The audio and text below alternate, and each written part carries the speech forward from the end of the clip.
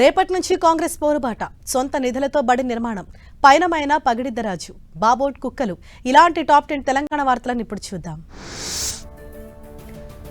తెలంగాణ మహాకుంభమేళకు అంకురార్పణ జరిగింది. మహబూబాబాద్ జిల్లా గంగారం మండలం పూనుగొండలో కొలువైన సమ్మక్క భర్త పగిడిద్దరాజు మేడారం పయనమయ్యారు. పగిడిద్దరాజు రేపు మేడారం చేరుకునున్నారు. పగిడిద్దరాజు ఆగమనంతో జాతర ప్రారంభం కానుంది. ఉపాధి హామీ పథకంలో గాంధీ పేరు తొలగించడంపై తెలంగాణ కాంగ్రెస్ పోరుబాటుకు సిద్ధమైంది.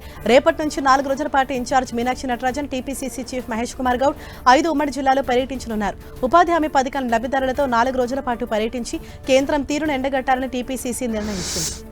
ఖమ్మం జిల్లాలో మంత్రి తుమ్మల నాగేశ్వరరావు పర్యటించారు. వీరనారి చాకిలి ఐలమ్మ రజక భవనం నిర్మాణానికి శంకుస్థాపన చేసి అర్బన్ ప్రైమరీ హెల్త్ సెంటర్ను ప్రారంభించారు. ఖమ్మంలో పేద మధ్యతరగతి ప్రజలకు అవసరమైన అన్ని సౌకర్యాలు కల్పిస్తామన్నారు మంత్రి తుమ్మల.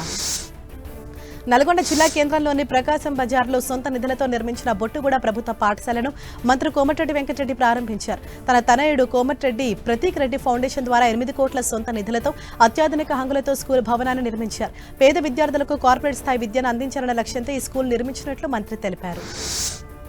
సింగరేణి వివాదంపై స్పందించారు కేంద్ర మంత్రి కిషన్ రెడ్డి. సైట్ విజిట్ చేసే నిబంధన తప్పు కాదన్న ఆయన, సైట్ విజిట్ ఎవరు చేస్తారో వాళ్ళు సర్టిఫికెట్లు ఇవ్వకుండా జాప్యం చేయడం తప్పని అన్నారు. కానీ కాంగ్రెస్ ప్రభుత్వం పక్షపాత వైఖరితో వ్యవహరించిందని ఆరోపించారు. టెండర్ల ప్రాసెస్ను పూర్తిగా ఆపేశారని, కాంగ్రెస్ ప్రభుత్వం అవినీతిలో మునిగిందన్నారు కిషన్ రెడ్డి. చిన్నా చితకా కాంట్రాక్టర్ల దగ్గర కూడా పర్సెంటేజ్ తీసుకుంటున్నారని మండిపడ్డారు.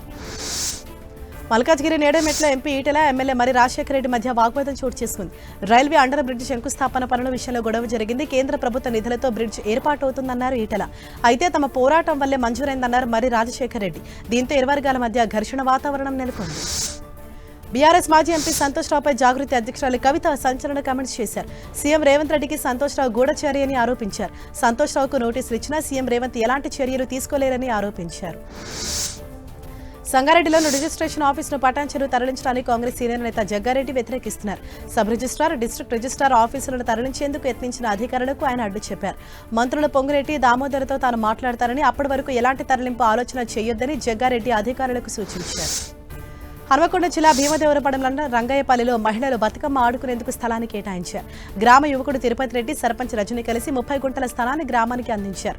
బతుకమ్మ ఆడుకునేందుకు స్థలాన్ని ఇచ్చిన సర్పంచ్ని, గ్రామస్తుని మంత్రి పొన్నం ప్రభాకర్ అభినందించారు.